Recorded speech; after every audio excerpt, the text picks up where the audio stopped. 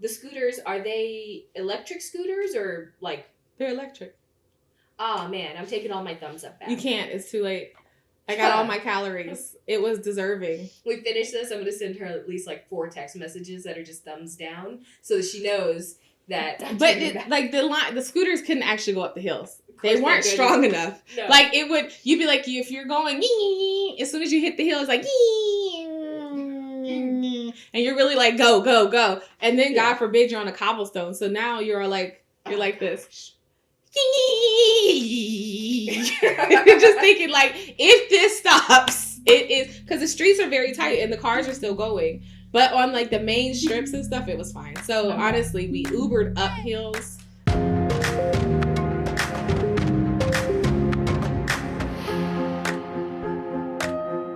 All right, welcome back to another episode of Flirting with Travel podcast. I am Misty. I'm Lexi. And today we're talking about Misty's time in Lisbon, Portugal. Now, this is not your first time to Lisbon. I know, because I was with you that first time. So yes. What made you go again? So Lisbon was about like my first real like travel back in after the pandemic. As you guys all know, I was stuck in Kuwait for a very long time. So it was just going to see one of my really good friends. I hadn't seen her since I left Kuwait. So it had been about a year. Mm-hmm. And she was going to Portugal. She's looking to purchase there. So I was like, I'll come meet you, see you, hang out, catch up. And that turns out why I went. Oh, it's fun. You know, I've had a lot of trips where people kind of invite themselves. Was it like you heard she was in Portugal and you're like, oh, I'll catch you there? Or was it something you guys planned to actually meet up for? It was her second time. Like the first time she had just been to Portugal maybe 2 months before because she actively is looking to purchase something there. And I wasn't able to make it the first time. And I was like, I have not seen you. So then I was like, I'll try and come. So it was more of a let me... saying that you invited yourself? I didn't invite myself. I said I will try to come see you. You offered yourself to go see She might have invited me. It might have been in a mutual, like, come see. I'll try to come see. Or it would be cool if we met up. Or I haven't seen you in forever. Oh, okay. I got you. It's a friendship. I didn't invite myself. It sounded like it. Okay, so you went to Portugal. You went to Portugal under invitation. I went to Portugal. It's a free country. Ish. Okay. Now, knowing that you were going back somewhere, like, what's the feeling of returning to places? I actually have been to a lot of the countries I've visited multiple times. Like, I've been to Thailand like 6 or 7 times. I love Bangkok. I've been to Amsterdam like 4 times. Really love Amsterdam.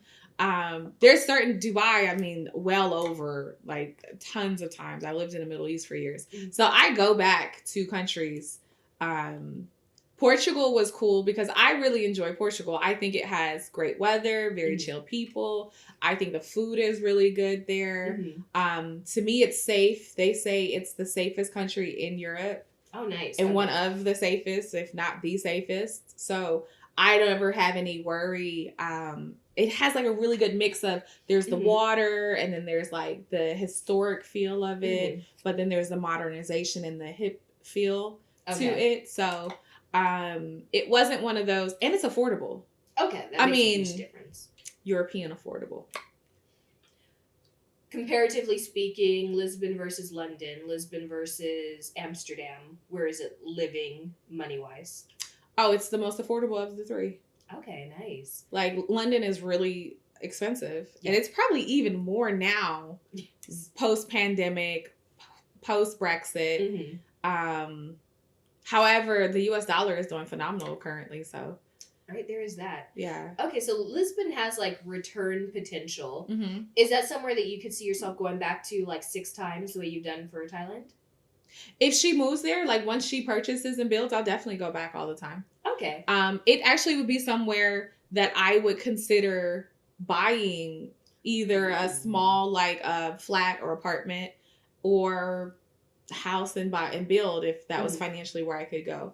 But I would do it because you can get the golden visa. So they'll give you citizenship if you spend about $500,000 and then I get EU citizenship. So I believe that having secondary citizenship is important. The only reason I don't have secondary citizenship is because I was in the government environment for years, and you weren't allowed to have it with a clearance. Okay. So I just never pursued it. But like personally, I definitely feel that outside of being an American citizen, I would want EU citizenship. I agree. That is like a life goal for me, Yeah. is to get, I just need an EU passport. Yeah. At some point, some way, somehow, like, throwaway first marriage might just be my option for that. Beyond that, if you're into like travel hacking and the ease of moving through airports, oh, it's like, beautiful. The yeah. lines always look so quick. yes. I don't understand when you go through the airports. It's like they put the most efficient agents on that side. Right. They have a whole different computer system. There's a pathway that takes you around the bathrooms. You're walking out on the tarmac before you can even get through like customs if you're not an EU citizen. But the EU citizens, they just like breeze through. So that's something. Maybe it's our like, because we're Americans, we don't realize it because we breeze through the airport. But it's very similar. Mm-hmm. When I was leaving Lisbon, we're going to skip to the end. When I was leaving Lisbon, I left the house. I left the Airbnb we were staying at like maybe like 2.5 hours early. Mm-hmm. And you know, for me, I don't really get to the airport super early. So 5 minutes before the flight, I guess I better leave the house. Although first I better pack. Right. So I left maybe 3 hours. Maybe, I doubt it was 3 hours. But anyway, I left and I felt enough time.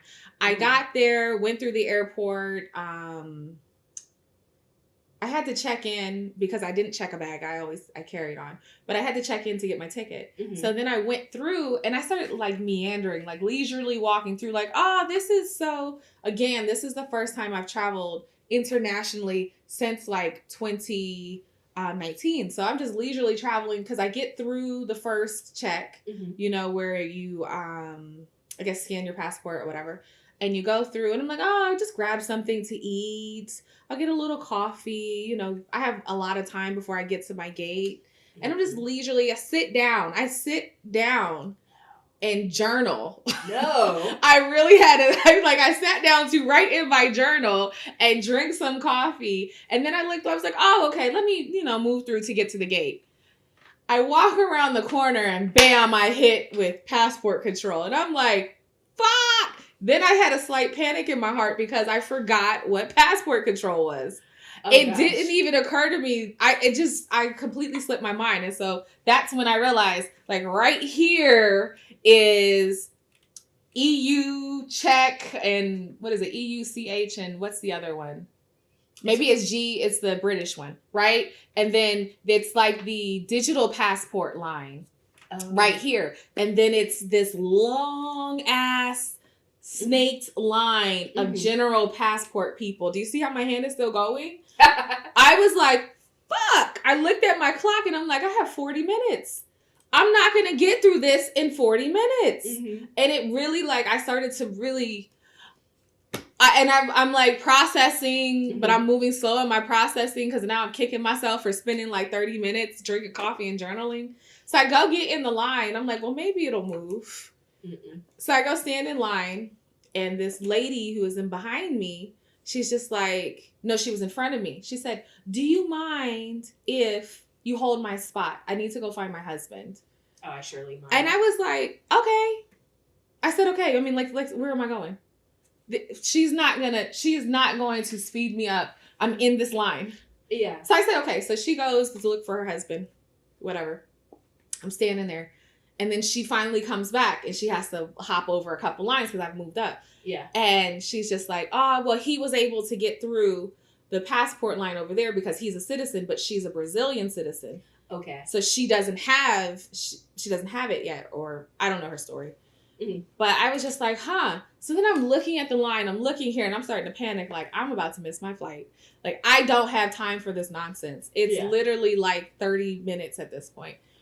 And so I looked at her and I said, did you try that digital passport line? Mm-hmm. Because it's on your passport, on your blue passport, you'll have, on the front cover, you'll notice at the bottom, there's this little rectangular square with some lines through it. It looks like a little disc in it. Mm-hmm. It just means that your passport has a chip in it. Okay. Which is there's a line. If you ever see that, that means that you can go to that line, put your passport in the reader, and as long as it's digital and not messed up, it'll be able to read it. Okay. And so I was like, she's like, I showed her my passport. I was like, do you think this will work? She was like, it should work. I said, do you mind holding my spot? She said, yes. I said, I'm going to go try this because like I'm in a hurry. Yeah. She was like, okay, I'll hold your spot. You go. So I get out of line and I go over to that line, which if this one has 300 people, this one has 10. Oh, okay. So I'm in this line, but they also have the machines, you know what I'm saying? Yeah. So instead of like the people that are like reading the passport control officers, they have the electronic machines. And then they have one person manning like 10 machines that are between this electric passport and the EU citizens, that line. So we're standing here, only 2 machines work of the 4 on our line. And I'm just like, goddamn. So the man looks at mine, he was like, I don't know if it'll work. I said, okay. He was like, you might need to get in the regular line. I said, I need to try this. I'm really close to my flight. He was like, okay. Okay. Man behind me, he was like, it won't work. You go get in that line. I was like, mind my business. The man was like, I should try. He was like, no, you go get in that line. I was like, I hope your flight is not soon. So I'm just standing here. And I have all these people in front of me and the machines are not working. So the one person on duty is over with the people, the citizens, helping them. He reluctantly comes over and it's just like, this lady, it's not letting her go through. He was like, it's not working. You need to go. Yeah. She refuses to leave. And I'm just like, lady, you gotta go. Like, it's not working for you. Move on to the next. So I'm sitting there. I'm like, what else can I do? I just need to stand here. So now I'm trying to find the lady in this other line and see if that one's moving. Because I'm just standing here like, where does she go? Finally, I get up there and I put my passport in and it's just like spinning, right? And I asked the man, I'm like, it's still spinning. But there was a black American lady in front of me it didn't work. And he was just like, listen, she's like, well, can't I just go through? Can I just get to that officer? He said, no. This is passport control. It's literally the country's control of who comes in. No. And I was like, this lady about to get arrested. But I'm sitting here watching the spin and I'm just like, please work, please work, please work. And then there's this man behind me just hovering. I'm like, you can't go through with me. And then it finally goes, ding, and I get a green thing, and I just walk through. I was like, thank God, because I don't know what I would have did. Then I looked, I was like, maybe I should tell the Brazilian lady I'm not coming back. I mean, at this point, she has to know. It was too late. I was already past passport control. Or wall. You're on the plane. I better tell that woman. So I walked through, but like there was people struggling, like the machines weren't recognizing their passports. Oh man, the tech aspect of like these airports, it's like it's getting better, but when it goes bad, it's so bad. So bad. I felt really bad because there was an older lady next to me. She got through, but her husband was having an issue. So at this point, she's on the other side and he's on this side. And literally, this is the country's border. So what do you do in that situation if you're like 40 minutes into your flight? Yours goes through, but the person you're with doesn't. You know what? I'm a really huge proponent about I don't leave the person I travel with. Regardless if it's my partner or you or my friends. I'm not going to leave you if we're on the same flight. Okay. But at that point, I did pause for a second. I was like, I wonder what they do. Like, are they going to allow her? How does she get back out if he can't come in? Yeah. You know what I'm saying? Like, how does that work? I've never thought about that, but I was like, gotta go. You answered with so much confidence you wouldn't leave them. I definitely would think about it like 3 times. I mean, I don't like to, we travel together, so I wouldn't want somebody to leave me. That's the point. Okay. Unless it was like absolutely necessary. But at that point, when I say they were older, they were like 70s. So oh yeah. It wasn't like they were 50s. They were 70s. Like they're traveling. I don't know their story. But yeah. So that was just coming back in, just traveling and flying internationally. Like you do it at such a high level. Like we do it at such a high level. Yeah. And we're always talking about, well, I have this hack and I can move through this and I can get through this. But going back in it, I still had like training wheels. To forget completely about passport control is absolutely stupid. It is the dumbest thing ever. I mean, I feel like that's what happened after taking off so long from travel. There were a bunch, like when I started traveling again, I felt just so like a novice going through airport security. I was like, I didn't have my stuff together. I didn't have like a random pair of socks in my bag because they invariably pull me aside to do like random checking. Notwithstanding, that's like a different conversation for a different day. But as far as Lisbon, so you had a little trouble getting out. Did you have trouble getting in? No, they let me in. They were nice. Okay, good. It wasn't an issue coming in, which is why I didn't think about going out. But no, like coming in Lisbon was great. So as you know, most airports don't allow Ubers or ride shares to come up to the place, but some airports are really good at marking. Yeah. I will say this: Ruel had came before me, and then Lukey had came in also. So they had already said take an Uber, but nobody told me where to take the Uber from. Oh, nobody said it's not out the departure gate or the arrivals gate because they can't pick you up there. Yeah. So now I'm on the phone with Uber. Thankfully, Uber now has a call free feature in the app.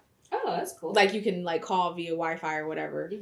And so I'm like tracking him on the map, and then he's trying to tell me in his limited English where to meet him. And I'm looking for this metro section with the red sign that Roy had told me about, but nobody said come out and keep walking. So if you're in Portugal and you land in Lisbon and you're doing a ride share, you come out of the departure gates, right? And if your back is to the doors, you go to the right and you walk all the way to the end where you see this big red metro sign.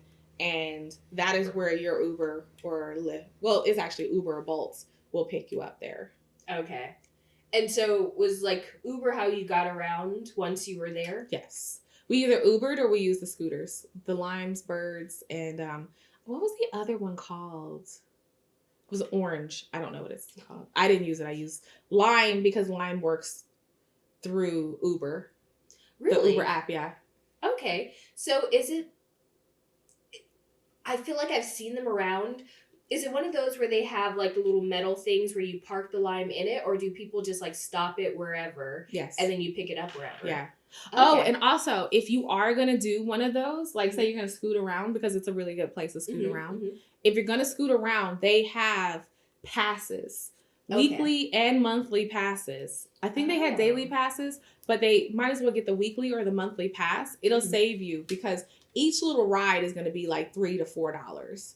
Yeah. So you might as well spend the $20 for the unlimited pass. Well, it's really not unlimited. They do give you a certain amount per day. But still, it'll save you the money.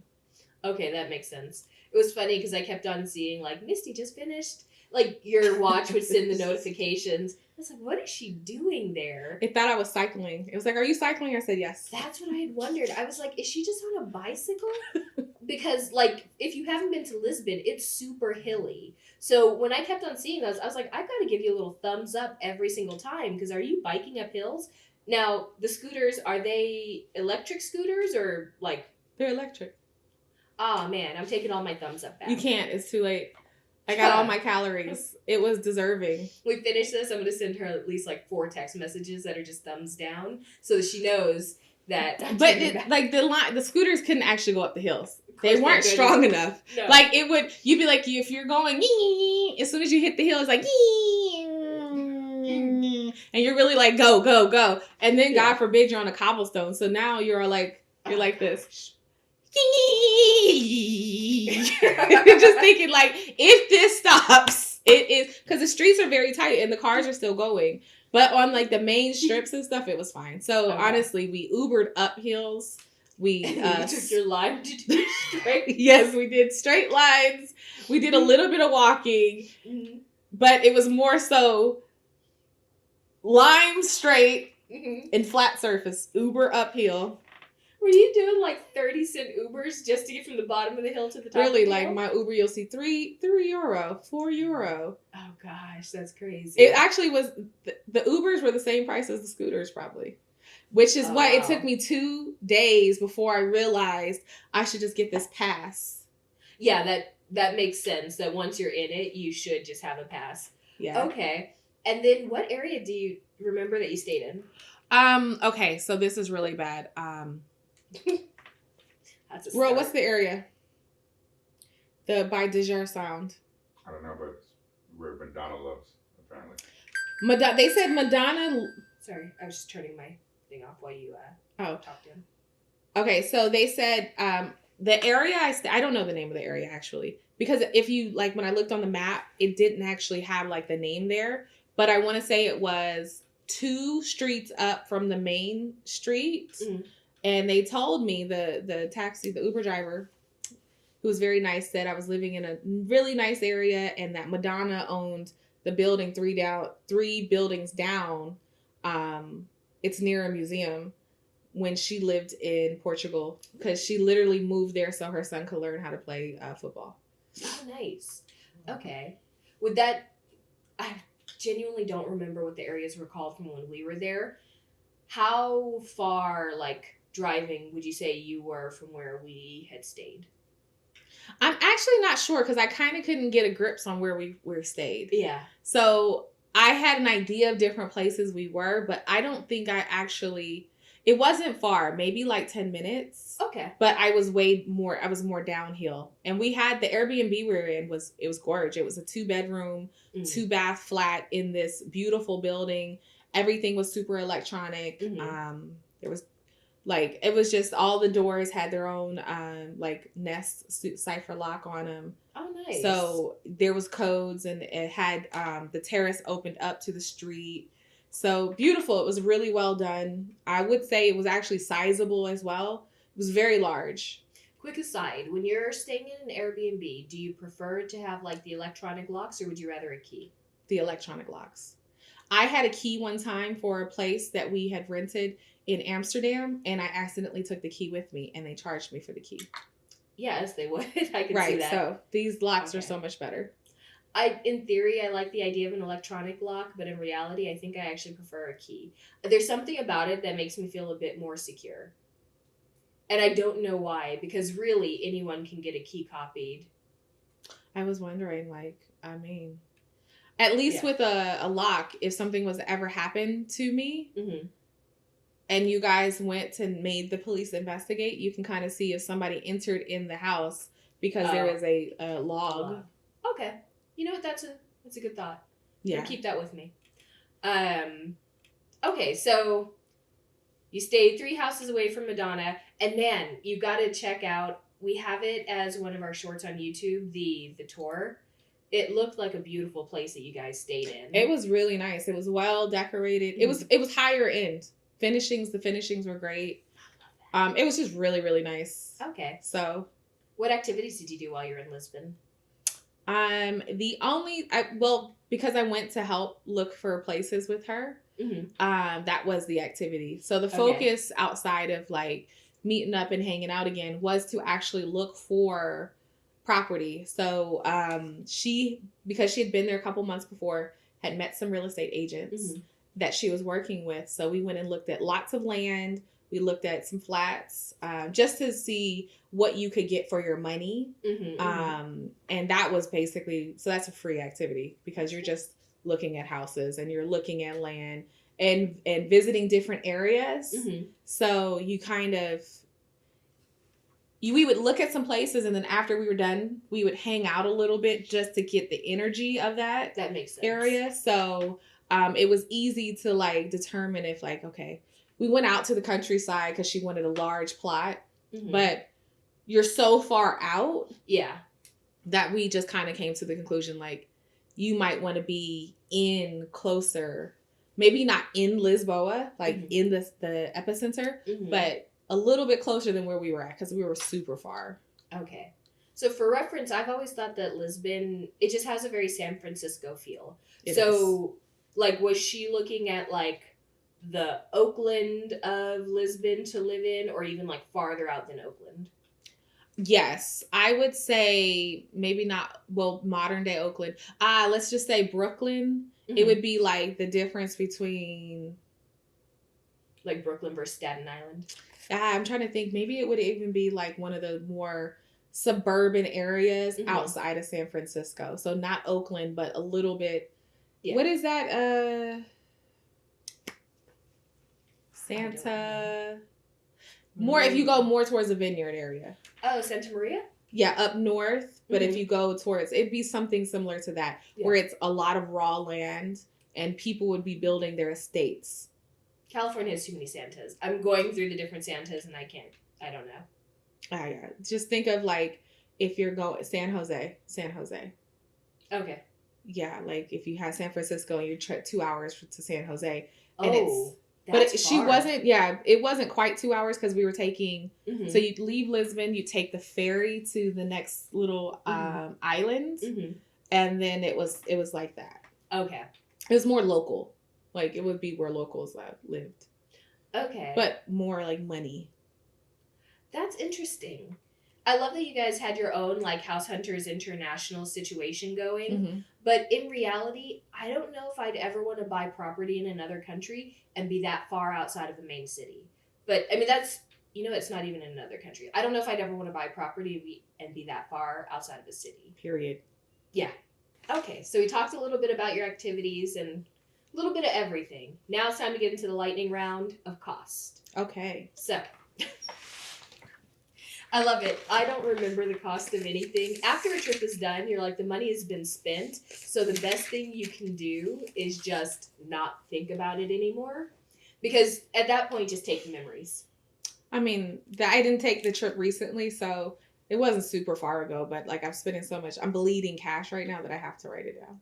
Well, I think it's like The Godfather, take the cannolis, leave the gun. In my mind, it's take the memories, leave the money behind. Oh my God, we got to do a clip of all the sayings that Lexi remind. Like, I mean, the only ever saying I remember is take it to the mattresses from The Godfather. Like, if I have to say, take it to the mattresses. And I don't remember that from Godfather.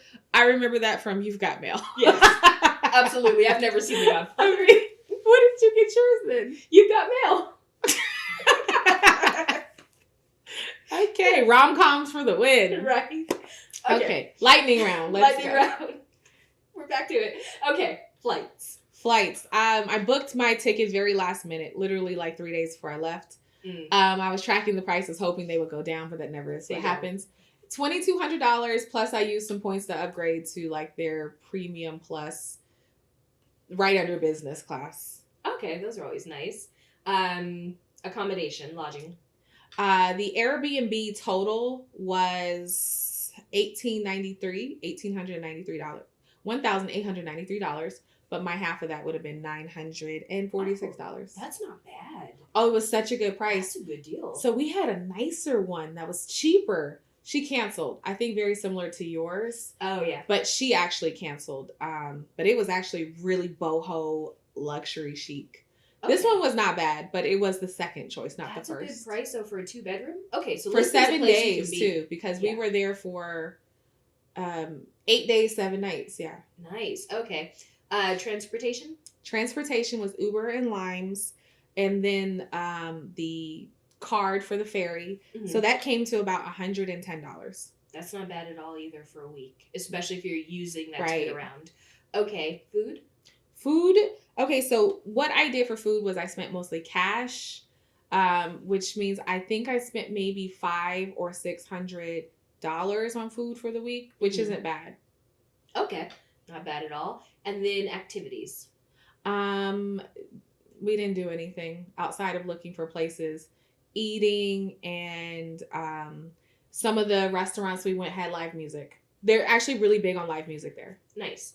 I mean, House Hunters International Flirting with Travel Edition for the win. Right. No money paid on activities, but you still got to like see around. Right. Love it. So food there is like a big deal. Oh, wait, let me tell you my total. Oh, grand total. $3,798. That's not bad. That really isn't bad, especially when you say that you're staying like 3 doors down from Madonna. Very nice area. Awesome. Okay. Nice. So what are some of your favorite restaurants? Some of my favorite restaurants, there were Fauna y Flora. I just really have to refer back to my list because I want to give you guys like really good ones. So I did Fauna and Flora for breakfast. They have a really cool brunch. There's always lines. You cannot reserve it beforehand. So you just show up Mhm. and put yourself on the list. Mhm. What we did when we showed up was we ate there right before I was going to leave. So Mhm. I went to go get my COVID test. Okay. That tells you when I went, like the time period. Brooklyn Lisboa Cafe, super amazing. It is Black owned. Nice. The food was great. We did brunch. They have bottomless mimosas, which are really nice. You know, those are always love. Yes. We love those. And the owner was there. He works there with his wife, and his daughter was our server. She was really cool. Mhm. And the vibe is really like very Brooklyn. It kicks back. It has pictures all over the walls. So yeah, I have pictures on our Instagram if you like to see that. Really, really dope space. Coyo Tacos Mhm. in Principe Real. It was authentic. Okay. Very good. And they had some cool drinks, like some margaritas that were delicious. And then let's see. For like a couple of the other Black owned spots, because I did do a Black in Lisbon tour. I did that. I love it. But also I tried to go. So we went to the Social Bee, which is a bar. Mhm. Amazing drinks. Like the mixologist there is so good. He doesn't give you a menu. He comes to you and says, "What is it that you like to drink? Tell me your flavor profile." Oh. And then from that, he goes back, makes a drink, and brings it to you. So that's a short list of places I would want to go. But that tells you that it's not meant for someone who just started drinking. Because what if you don't know what you like? I mean, like he was very specific. So they were really good drinks. I also met the owner there. He was there that day. Oh, awesome. We did get there when the kitchen closed, so I didn't get to eat. But the food I hear is decent there. So is Lisbon a place of like... Obviously, none of those seem to be chains if you're meeting the owner. Is it a place where like small business? I don't think they have a chain there. Yeah, it's all small businesses. And like my list of Ruel referred a lot of this stuff to me because he had just went and explored for like 40 days. So, yeah, you're right. Because the next one, what's it called? Tabernacle. We went what? Not tabernacle. Tabernacle. Okay. I was like church? Yeah, Tabernacle, but it actually wasn't a church. He was Black owned. Mm-hmm. He's from Cape Verde, and he was there. I met him as well. He has a cool little winery in the back. It's like a little cave. There was live music. The lady, she had a gorgeous voice, and the food was great. I had this goat and rice dish that was really good. The drinks were strong. I'm not gonna say they were a mixologist, but the drinks were strong. Okay, throwback question, because I know when we were there, we had one day where we were just, basically, we got, like, the person who puts you on a bicycle and then you're in the back on a carriage, and we just went around drinking and eating. Yeah. And after the entire day of drinking, we both came to the realization that we weren't even close to drunk, like, barely on the side of buzzed. Do you feel like on this trip, the alcohol content was as low as it was when we first went? No, I know I was buzzed on this trip. So I think, where were we at? I don't know. Like the mojito place that was at the square was not there anymore. Obviously it's like 5 years apart. But I looked for it. It wasn't there. We scooted past it. I just want you to know we were on scooters doing our thing. I almost got hit by a car there. Because they didn't want to yield. I mean, how else was I supposed to move? But no, like I think I went to a couple rooftop spots that had amazing. There was this rooftop. It was called the car park or something like that. And it's the top floor of this parking garage is a bar. Oh, that's kind of fun. Yeah, with amazing views of the city. Like so, nice. I watched him make my drink, and they were very strong. Like I was like, I want to actually. So he did good. And then I went to Dejar Sound. It was Brazilian food, very authentic. We had a DJ. I ended up having to tip the DJ. It was included in your bill, and I was just like, I don't want to give him €10, but they made everybody give him that. I mean, they don't get paid. They only get paid in the gratuity. It's based on the kindness of strangers. Yeah, I actually didn't drink that day either because I was just like, I didn't want to drink. I was tired. Jet lag was kicking my ass at that point. But no, the food was good. The drinks were stronger. I think what we didn't do is we might have needed to go to some of the different bars. Mm-hmm. Because I think the new suggestions I went to had like, because that one day we were drinking, we did not. Yeah, it was weird. I was like, I've never drank all day and not had a single. Maybe we were just in like tourist places where they were giving us water. It could be. I don't know what it was. Or it was like the sangria. It's hard to say. Either way, it's cool that you seem to find so many Black-owned places. Is there a big population of Black people? Mm-hmm. A lot of Black Americans are looking to live there. Okay. They're looking to move there. I think Portugal is also trying to attract a lot of outside investment into their country to bring in new energy, new financial stimulation for the economy. Because you can either take a very proactive stance or you can end up like Greece, like struggling. But no, I went on a Black in Lisbon walking tour. I love and I didn't quite love it. Oh. I felt like he was trying to gaslight us. I felt like he was preying on the American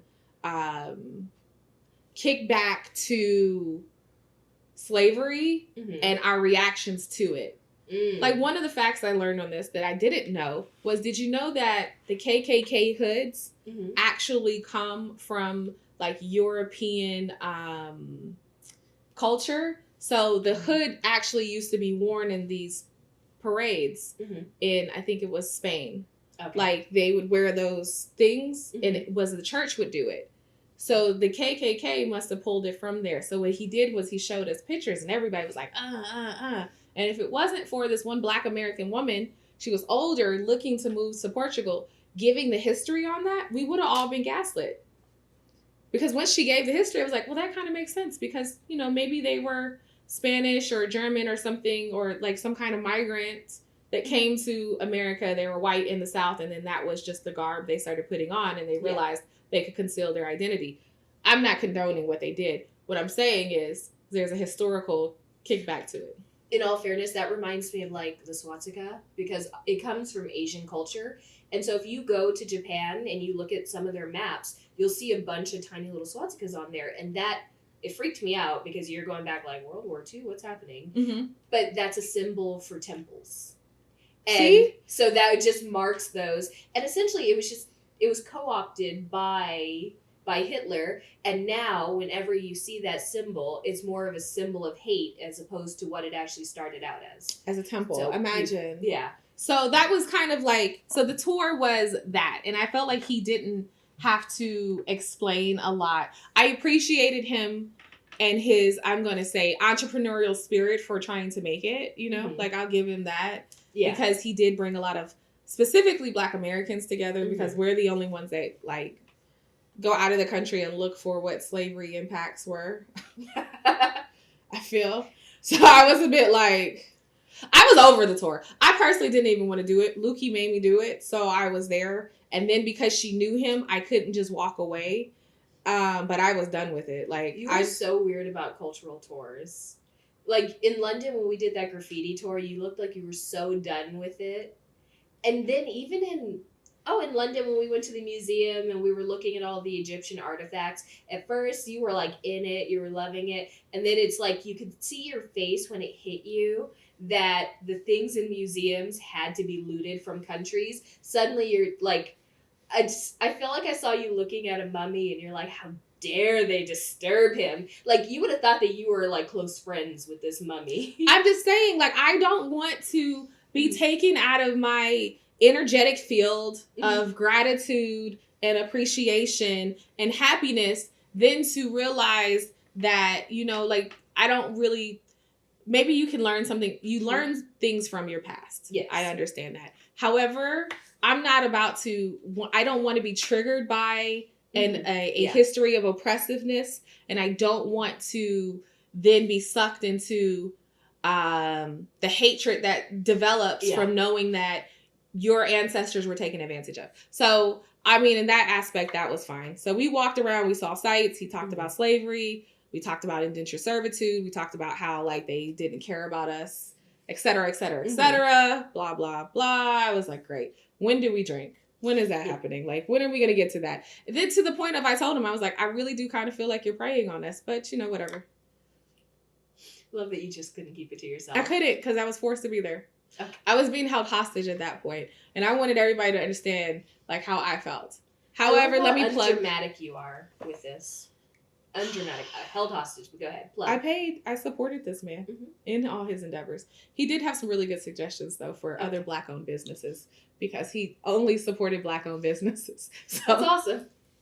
so in this, he had an appreciation for the things I said. I had an appreciation for like overall what he was trying to do. I just gave him a couple tips on how I felt impactfully we could move forward in this tour to give it like some empowering benefits. I'm certain that that's exactly what he wanted was real-time feedback. Yeah, he was like, fuck her. He was like, can you read? No, I can read. I'm not going to read this though. Like the fact that you got me right walking up 800 steps. What is this significant of? Is this like tell me? But it was anyway, I'll plug the tour though, because I do want you guys to go support him when you're in Lisbon. It'll be in the description box because we have to support each other. That's just my personal emotional stance on our history of being enslaved, as we politically correct say this now. But you know what? History is so interesting. It is. You do have to hear it from so many different perspectives because we don't have time machines. So it's helpful to hear it from his perspective and then read up on it. And then you're going to hear it from someone else's. You gotta. This is true though, because I'm not going to make this whole episode about this, but like the American spirit, Mm-hmm. I don't know. I think our spirit is we're very rebellious, Mm-hmm. and we want to fight everything. And there are other cultures of our complexions that their spirit is fuck rebellion. It's about making it. Mm-hmm. And we are just trying to do better than the last 2 generations did. We're trying to find those opportunities to be able to give Mm-hmm. to others. And just in general, we're just trying to feed ourselves. So we don't have the luxury of rebellion. We're still in survival mode, you know? Yeah. So it was interesting seeing the people on the tour be like, well, why didn't they fight? Well, why didn't they do this? And I'm like, you just have to understand they don't really care about the plight. They're just trying to make it. Because as much as this is my own personal thing on this, and I'm going to move on. As much as race is like an inhibitor in life at times, money gets you way further. So if you're focused on being Black as opposed to focused on making money, you're your own worst enemy. Because you're gonna knock down more doors with your money than you are with saying, hey, I'm Black and you need to respect me. It's no, fuck you, I pay you. I'm gonna move further than you. That's just my personal take on it. Oh yeah. So yeah. But the tour, I mean, go see it. I would support him. I mean, I did. Okay. Outside of that, I did meet a lot of Black Americans that were like from DC. Mm-hmm. It was really cool. I met one lady who was on sabbatical. And I'll be honest with you, I was like, you've been here for 5 months on sabbatical? You brought your mom out for a month? Like, that was the dopest thing to me. Mm-hmm. And I don't generally pry into what somebody has going on in their life. Yeah. But I really was like, what do you do? Because I want to know how you can get 5 months off and still be employed. I mean, I assume if you're like a professor at a college, you can take a sabbatical and then you're off for an entire semester. It makes so much sense. I didn't think of that. I never asked her, but that does. That's the only thing I can think of that you'd be able to take off like 5 months and still go back and have like career security. Yeah, maybe she's a researcher or yeah. So it was. I think there's a lot of Americans moving there, especially Black Americans, because the population is growing. Okay. And then like Portugal is doing a lot to entice digital nomads to come, like those in the cryptocurrency, those in the tech field, to come and work. You can buy a house in Bitcoin there. How's the cafe culture there? I feel like what I would be doing is lying to you if I said, oh, I know. I don't know. Oh, okay. Well, once you said digital nomads, I'm like, do I need to put this on my list? Maybe you should go. The Wi-Fi is strong. I might try it. I will say, so obviously we went and I never had a strong urge like, oh, I'm going to need to return to Lisbon. There was something about it that I'm not going to say it felt forgettable. It just felt comfortable And maybe that's all it is. So it felt comfortable, and It if wasn't I'm triggering not your anxiety enough for you. It wasn't making you feel unsafe. Like, ooh, this is good. if I'm not having to overcome something, I don't need to be here. I mean, it was very calm. I think that it is really big though. Okay. I met a couple people that were in the tech field. He Mm. was in the mining infrastructure business for blockchain, and he was moving there. He was saying that they were buying property. So, I mean, if those types of individuals are moving there, they have to have Yeah. good cafes with Wi-Fi for digital nomads. Okay. Maybe next time you invite yourself on a trip to Portugal, I'll invite myself on that same trip with you. That's fine. I will let you know when she's going back. Okay. We'll get free lodging. So, out of 10, how do you rate Lisbon? Ooh, I would give it a 7.5 to 8. I have to give it a real number. 7.75 out of 10. Wow. What's stopping it from being an 8 or being 7.5? Why is it better than 7 and lower than 8? I mean, do you know 7 is actually average? Yeah. So 8 would be like above average. Mm-hmm. You're right, it could make 8. Oh, okay. I mean, I'm not trying to convince you to give it a higher rating. I'm just wondering, like, what does it improve to be 8? I'm gonna give it a 7.75 because I didn't make it to the beaches and I'm a beach person, so I would like to see what that looked like. I'd actually be interested to see it because to me, that seems like one of those places that, like, Lisbon proper doesn't have beaches. It has cliff sides. Like, True. it's the mountain drops off and then you're in water. But if you go to the other like little islands, Yeah. they have beaches. Okay. So, and I've not done the castles. That would be, I didn't drive all the way out to the castle area. So I would say for what I went through, 7.75 because I've been there a couple times at this point. I really enjoyed it.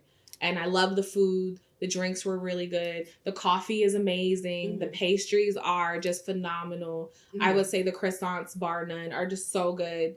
There was like this little restaurant down the street that it was right on the corner that I would go and get a croissant with avocado and tomato with sea salt. It sounds so basic, but it was phenomenal. It was so good. And they were just really, really nice.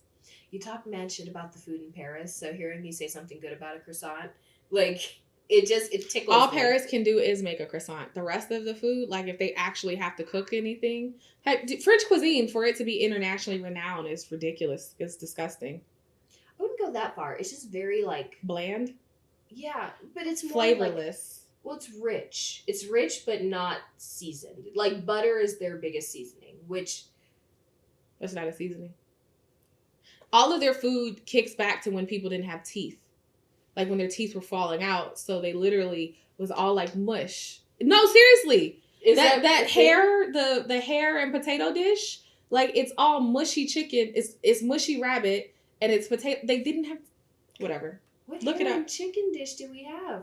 Maybe, well, I you didn't know have what? that. I don't historically, remember the that's food what from Paris. Because it was forgettable. It was disgusting and it was forgettable, and there was just certain things that they don't even understand what salt is for, I think. Good thing that the food in Lisbon was better. Paris is not high. France, I don't know. Okay, so Paris is not your foodie city, but okay, who goes to Lisbon? Who is this place for? Okay, Oprah. Lisbon, I think, is definitely it's a girls trip, guys trip, bachelor, bachelorette, stag, Hindu. Like those types of things are great there. I saw a lot of that. Solo What country are travelers. you from? Snag, Hindu. Bachelorette and bachelor parties. I said that first, and then Did just you? in case you didn't know that, I said stag. And Hindu. Well, that's actually what stag do, and then hin. Stag do and Hindu, yeah. There you go. We have wide audience. I'm reaching out to everybody. Solo travelers, I think it's a really great location for solo travelers. Solo travelers in a way of you're still exploring and you don't need to immediately find like friends or your people. Okay. But I think it's entertaining enough to be there by yourself. Okay. Couples, it's a cool couples place too. I think that there's great restaurants. And there were some shows. I mean, like when we went, we saw Bruno Mars there. So that was really cool. And then I would say the only people I wouldn't really say is I didn't see families vacationing there. I didn't see a lot of children. Mm-hmm. I don't know what there is to do for kids. Mm-hmm. So maybe in that way, it wouldn't be for them. Okay. Backpackers? There are hostels there. Okay. There is a really big university college environment. So partying starts at like 12:30, 1 o'clock in the morning. So if you like to party, there's high-end luxe parties with like house EDM type music. There's those that go all the way bingers until like 10 o'clock, 11 o'clock in the morning. There are the clubs for the younger, like college age kids. So I think that age group is appropriate. Well, there's stuff. Lounges, there's some really cool lounges.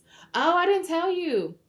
I went to a speakeasy there. Ran into it. It was very last minute. I'll have to like find the name and put it in there. You need to make reservations for this speakeasy room. Mm-hmm. But there is a bar you go in, and then there is a speakeasy that's hidden to the side behind the door.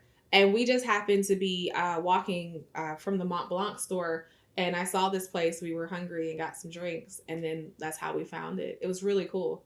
How did you know to get into the speakeasy portion? You saw like people disappearing behind a door, and you thought, well, you had to ring a doorbell, and then somebody would come up the stairs, and they would ask you, "What are you here for?" And then I was like, "Well, I would like to go to the bar," and they'd say, "Which one?" And then when you just be like, "Well, whichever."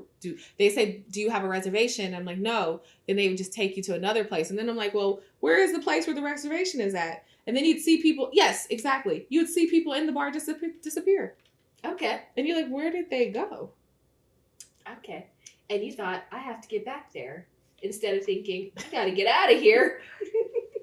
It was high end. It was a really nice place. But yeah, so I would say that. The only people I don't think it's big on is like families with kids. This is how I know you're lying when you come back and you say you don't have any real stories. Because if I saw people dressed nicely disappearing into back rooms, I'd be worried it was an eyes wide shut situation and I would go the other way. But you're like, no, I need to figure out what's happening there. People are dressed nicely and they're disappearing into places and I want to disappear with them. My friend is like, she's very inquisitive as well. She's like, well, what are they doing? I want to know what they're doing. Mm-hmm. But yeah, so that was how we found that. Yeah. Okay, so it sounds like this is a city for everyone. I mean, I am going to say the hills are pretty vicious. So I don't know if anyone who has mobility issues and... this is true. So if you are lacking...